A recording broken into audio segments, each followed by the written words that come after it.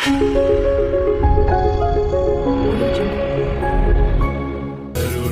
तेरी अपरंपार, प्रेम ईश्वर तेरा है अपार।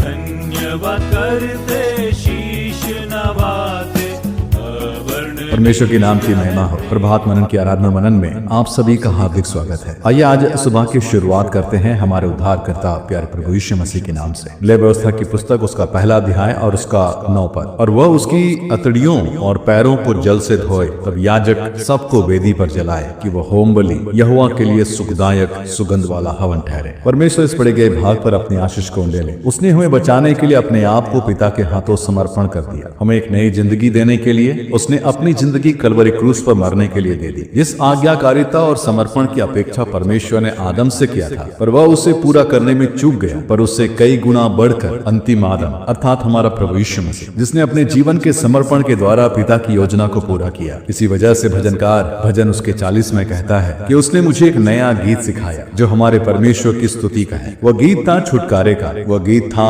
मसीह के महान जीत का। It was a song of redemption, it was a song of great victory of Christ. ये नया गीत उस हर व्यक्ति के हृदय में गूंजता रहता है जिसे परमेश्वर ने अपने पुत्र प्रभु यीशु मसीह के द्वारा अपने करीब आने दिया है, जिसके पाप क्षमा हुए हैं, जिसे अनंत काल का जीवन मिला है, जिसके जीवन में एक आशा है कि एक दिन उसका प्रभु उसे लेने आएगा और वो अपने प्रभु के संग अनंत काल के लिए स्वर्ग राज्य में होगा। भले ही इस गीत के कोई बोल ना हो, पर जिसके हृदय में यह गीत गूंजता है केवल वही उसे समझ पाता है। मुझे एक फेमस गीत के बोल याद आते हैं जिसे जॉर्ज डब्ल्यू रॉबिन्सन ने लिखा था। वो भी कुछ इसी तरह के अपने अनुभव को बताता है। Heavens above is softer blue, earth around is sweeter green. Something lives in every hue Christless eyes have never seen. Birds with gladder songs overflow, flowers with deeper beauty shine. Since I know, as I know, I am His and He is mine. इस गीत में लेखक यह कहना चाहता है, मुझे दुनिया बहुत खूबसूरत लगती है। सृष्टि का हर जीव परमेश्वर की महानता का बखान करता है, परंतु जो मसीह को नहीं जानते हैं इस सुंदरता को कदापि नहीं देख सकते। परंतु मैं देख सकता हूँ क्योंकि मैं जानता हूँ कि मैं उस परमेश्वर का हूँ और वो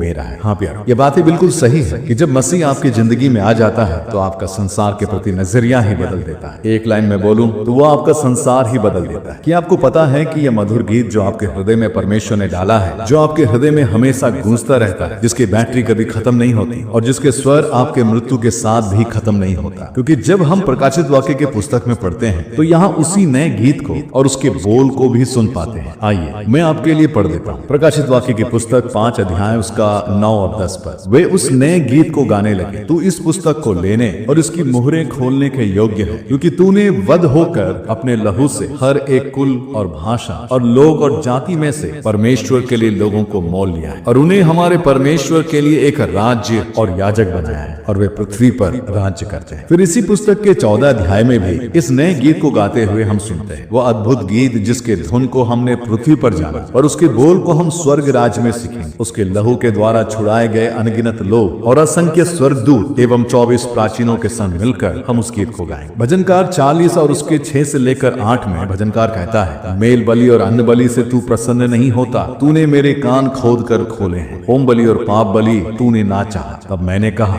देख मैं आया हूँ, क्योंकि पुस्तक में मेरे विषय में ऐसा ही लिखा हुआ है। हे मेरे परमेश्वर, मैं तेरी इच्छा पूरी करने से प्रसन्न हूँ और तेरी व्यवस्था मेरे अंतःकरण में बसी है। पढ़े गए पद मसीह की घोषणा है जो मसीह पिता के सम्मुख करता है और साथ ही साथ होम बलि के मुख्य उद्देश्य को भी दर्शाता है। इसका मतलब साफ है कि जो होम बलि मिलाप वाले तंबू में चढ़ाई जाती थी वो मात्र एक छाया समान, जिसे मसीह अपने बलिदान के द्वारा उद्धार के कार्य को पूरा कर परमेश्वर की इच्छा को पूरा करता है। प्यारो, इसी सच्चाई को इब्रानियों का लेखक हजारों सालों के बाद अपने पत्री में दर्ज करता है और इसी से पता चलता है कि भजन संहिता 40 में जो लिखा हुआ था वो बातें आने वाले मसीहा के विषय में लिखा हुआ। देखिए मैं आपके लिए पढ़ देता हूँ। इब्रानियों की पत्री उसका 10 अध्याय उसका 1 और 2 और उसके 4 से लेकर 7 पद। क्योंकि व्यवस्था जिसने आने वाली अच्छी वस्तुओं का प्रतिबिंब है पर उनका असली स्वरूप नहीं, इसलिए उन एक ही प्रकार के बलिदानों के द्वारा जो प्रतिवर्ष अचूक चढ़ाए जाते हैं पास आने वालों को कदापि सिद्ध नहीं कर सकती, नहीं तो उनका चढ़ाना बंद क्यों ना हो जाता। इसलिए जब सेवा करने वाले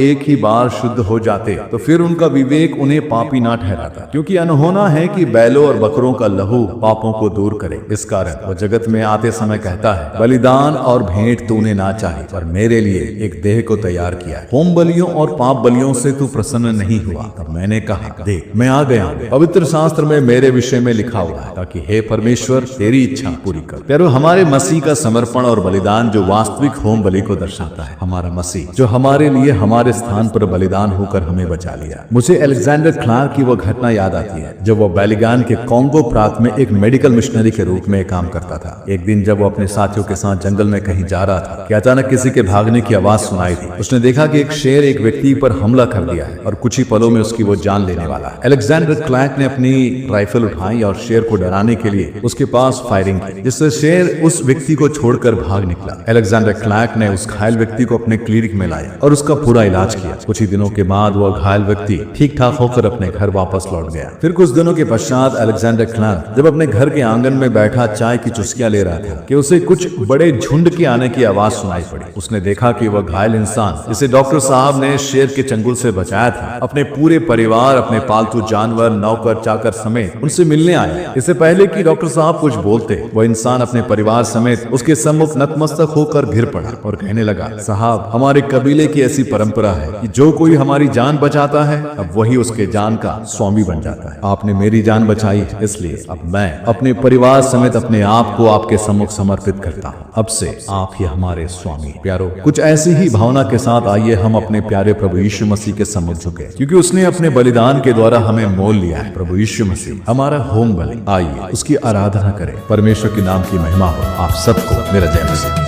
स्तुति रूपी बलिदान चढ़ाते हैं, चरणों में तेरे झुकते हैं। यीशु मसीह तेरे बलिदान को स्मरण करके नमते हैं। करुणा तेरी अपरंपार, प्रेम ईश्वर तेरा है अपार। धन्यवाद करते शीश नवाते, अवर्णनीय है प्रेम तेरा। धन्यवाद करते